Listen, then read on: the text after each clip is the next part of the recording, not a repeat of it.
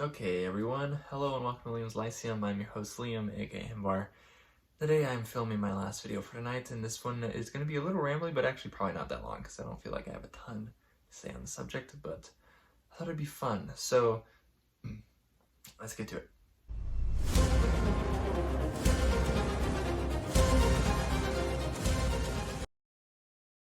So today I wanted to talk about something. I actually kind of talked about this with a couple people on my Discord server the other day, and it came about because I was having a conversation with someone in the Wizardly Duo Discord server. I don't remember who exactly. And it was actually in the rant channel, and I don't think they had gone in there to rant. They were responding to someone else's rant, but they did make a complaint. And that got me thinking about like the difference between inspiration and ripoff in fiction. And how I say this, if I were to come out bluntly and say that, like, yes, there are ripoffs, they can be bad, you don't have to like them, but I'm not 100% sure they're inherently bad. I think the idea of, because most ripoffs are just poorly executed inspiration, right? That's really all that's really all a ripoff is, right?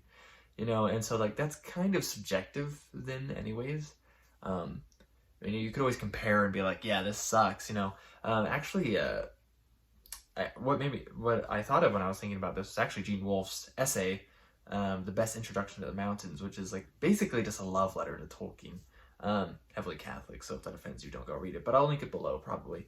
And it's pretty good. I mean, I like that essay, but at one point in there, he's basically, I think if I'm saying correctly, is like, yeah, copying Tolkien's fine. It's probably not going to be as good as Tolkien because Tolkien's just a bomb, but it's fine, right? You know, and he even mentions Terry Brooks, right, who is the author of The Sword of Shannara, which is above me and you can't see it, but and it just got me thinking, is like, okay, yeah, so if according to Gene Wolfe, Terry Brooks' Sword of Shannara is fine.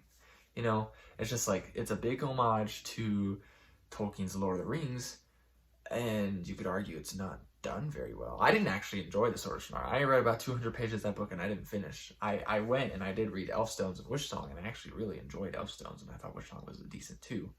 But it's just like, is it bad?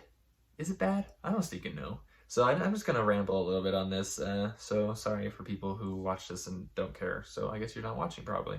So the idea, actually, this is kind of the thing the guy had mentioned, was how Sun Eater by Christopher Rocchio, which is actually one of my favorite series of the past year or so, and has nothing to do with the fact that I've talked to Christopher Rocchio. You can go watch that talk though on YouTube here on this channel.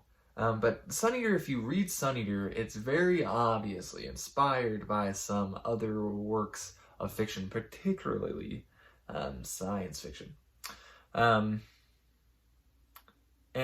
I don't think it's a bad thing. I think actually Rocchio does a really good job of using inspiration. So how do I say this? Okay, because the complaint here was actually that the very beginning of the first book in the Sun Eater series, Empire Silence, is very Dune, and this guy thought it was too much Dune. It had crossed the fine line and became a ripoff, and I was not convinced there is a fine line. And if there was a fine line and went into ripoff territory, is that necessarily bad? I feel like in these rambly videos, I don't come to a lot of conclusions, and that's because I think about them still. And I mostly want to get your guys' thoughts. It was actually a first for me when I mentioned this in my Discord server, and I know I got some good feedback from, you know, Strange Mentality Paper and, you know, Raph a little bit, and Narsil a little. Funnily, a little bit from Narsil. He said one word. And it's just like, and in Christopher Rocchio's case, he's writing into the gap of favorite fiction, you know, so like he takes Dune, and he's like, yes, okay, the Scholiast and Sun Eater are very similar to Mentats, you know, their ban on technology, you know, related to that Mentat Scholiast thing, is very similar in Dune as it is to Sun Eater, but he actually goes into the gap on purpose. He's like, okay, there's a ban on technology and computers in the Dune world, but that doesn't make any sense, you know, because this is a galaxy-spanning civilization that would not work, you know, and so like Sun Eater, you have the extra Solarians, right, who do utilize technology robotics and like computer stuff in their society, right? That's filling in the gap. He does the same thing with the Lothrians basically being Askians from Book of the New Sun, also just being the general populace from 1984 by George Orwell. So I mean, it's stuff like that. He writes into that gap, and I personally think it's cool. You know what I mean? Like I mean, I don't see a problem. Even when inspiration is obvious, I don't see a problem there. A lot of people aren't going to notice inspirations if they haven't read those inspirations, right? I mean, like in Sun Eater, you have a lot of metal references and video game references as well, and I don't catch most of those because I don't listen to a lot of metal, and I haven't played a lot of the same video games as Christopher Akio, right? But is that a ripoff? No, they're kind of Easter eggs in that case, but in fun, right? But even then, it's like I always make the comparison of like Wheel of Time when people say the first book is a ripoff of Tolkien. It's just like, y'all are reading different books than I am. I don't even like the Wheel of Time that much, but The Eye of the World seems way more like an homage to Tolkien than it does a ripoff. And so like, and that's not a problem. I mean, even if it was in the ripoff territory, I don't feel like that's a problem because it's not the same. I mean, it is not from the same cloth. It is not the same story. It's not told in the same style. It is a different author. They are telling a different story. In some cases, they take almost plot, parts, you know what I mean? Like, it's one thing to have your setting and to have, like, maybe a character or characters or some story setting, like, pieces to, like, be inspired. It's another thing to just rip it, you know what I mean? Like, oh, yes, I did this and this and this and this, and everyone is there's an equivalent, in this other piece of work or whatever that we're ripping off, essentially. But I also think of, like, is pastiche ripping off? I mean, because some pastiches, I mean, like, if you think, okay, so for pastiche is, like, it's part of, it's kind of like illusion, actually, as far as intertextuality goes. It's very obviously taking from something, some other work. And in some cases, pastiche would be like Conan pastiche, right? So you have Robert E. Howard's Conan, who was the creator of Conan, and then later you had other authors who wrote Conan, literally Conan, like it has the name Conan on it, but it was not by Robert E. Howard, so it is considered pastiche. But then you have the other type of Conan pastiche would be, like Thongar the Barbarian, and was it Brack, I think? I haven't read any of those actually yet, so, but they're Conan pastiche. And then you have other cases where I'm pretty sure you have like Conan homages, you know what I mean? Like, and that's fine. Like, I think there's a guy named Karsa in Malazan. I haven't gotten actually there yet, but as far as I'm aware from what he sounds like, I'm not that far into Malazan, is that he sounds like he's an homage to Conan. And as far as I'm aware, I also think Malazan in this case actually pays a lot of homages to sword and sorcery in general. And, no one's looking at it and saying this is a ripoff. Now, Malazan in this case is really different. It's telling a really different story, and the style is a lot different, and the characters are a lot different in some cases than, maybe like Sword of Shannara is compared to Lord of the Rings. So maybe we could just argue that Terry Brooks, when he wrote Sword of Shannara, was just a bad author. He didn't know how to write. I'm not going to make that argument right now, but maybe that's the case. But then as far as pastiche goes, so like I have a book down here called Jane Carver of War. Any guesses what that's ripping off? No, it's a pastiche, right? In some ways, it's a parody, right? Kind of. I guess parody would be more of the like funny way of it. I think maybe I haven't actually read Jane Carver of War yet, so I imagine it takes itself somewhat seriously, more on the pastiche side, and it's but it's John Carter of Mars. It's John Carter of Mars, right? Okay, but it's a woman, and the planet is not Mars. It's War. Maybe it is Mars, but it's not called Barsoom. It's called War or something. It's War with 2 A's though. So, but is that bad? You know what I mean? Like, I don't think so. I think that's great that inspiration is obvious. That's cool. I mean, because Burroughs has been dead for decades, so I mean, like, why not? You know what I mean?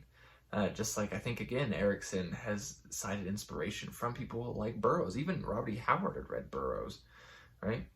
And so then we also have like Fafhrd and Gray Mouser pastiches in a sense. We get less of these, I feel like, but like I believe Jen Williams' earlier stuff, Violet Milan's like duo stuff. Basically, most of your fantasy duos, I want to say, are not generally copying Frodo and Samwise, or even Legolas and Gimli, they're generally actually copying, whether they're doing it consciously or not. I hope they're doing it consciously, because then that's another thing about tradition, I guess, and how the fantasy is diffused over time. What they're actually pulling from. They're just pulling from earlier fantasy works or not. Anyway, I digress. But is Fafhrd and the Grey Mouser by Fritz Leiber, right? Because like Fafhrd and the Grey Mouser is like was an innovation for Sword and Sorcery, right? Because Sword and Sorcery normally follows one big person, one larger than life person. In this case, there's two, right? Based off the friendship of Fritz Leiber with Harry Otto Fischer. But then we also have other duos like Hadrian and Royce. If you've read Writer Revelations and loved Hadrian and Royce, then you need to go read Fritz Leiber's Fafhrd and Grey Mouser, in my opinion, because they're better. Anyways, but even if, and I don't know if he was, and I hope he was, honestly. But even if he was, Sullivan, Michael Sullivan, who wrote the Rhyuria stuff, was pulling purposely saying, I'm going to make this duo similar to Fafhrd and the Grey Mouser, that's not bad. That's great. I mean, we need more duos. In the case of Leiber, he's been dead for decades, so why not? You know what I mean? Like, I think there's like one authorized pastiche of Leiber, and that just came out last year, I think. So we need more, okay? So it's just like, yeah, that's not a problem. That's great, I think. That the inspiration is great. Again, I don't know if he pulled it consciously at all, but I imagine he did. And if he didn't, then what the heck? So, but then we also have just so many. You got the Fellowship of the Ring. How many fellowships do you have? Right?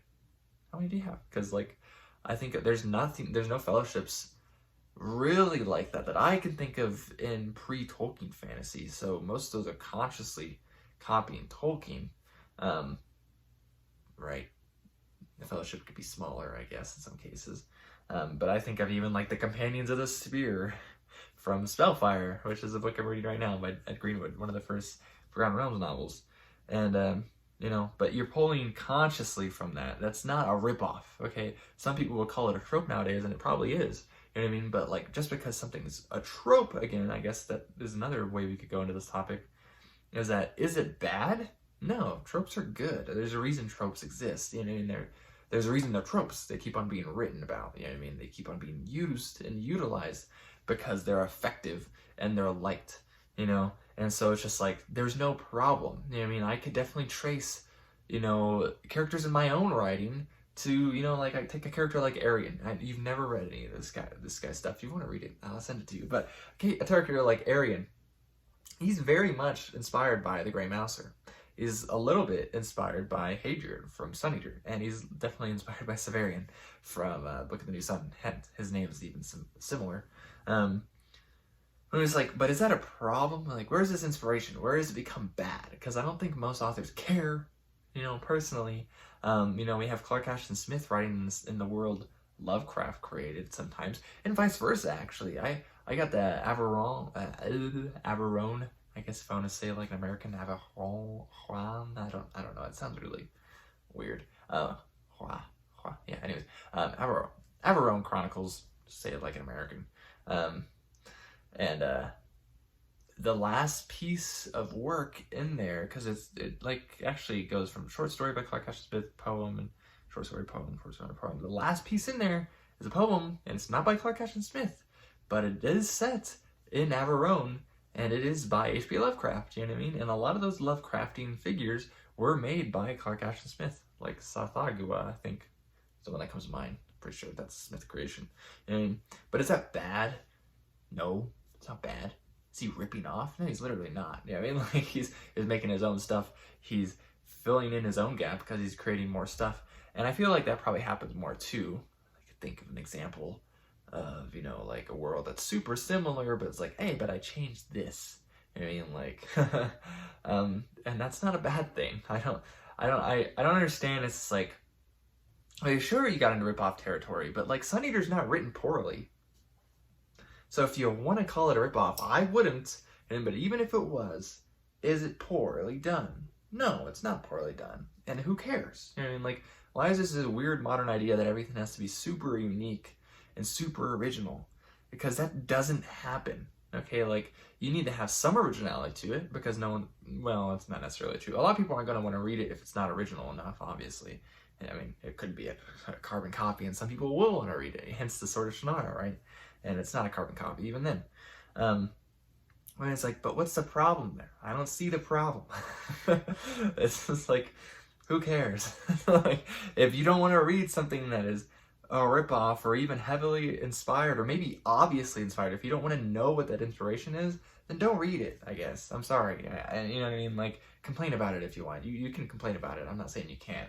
I just think this modern notion that it has to be like something super original is a little silly to me, because I know most of these people who probably say things like this too probably haven't read anything that's like even 30 years old, maybe. I mean, like, maybe the oldest things they've read have been from like the 1990s.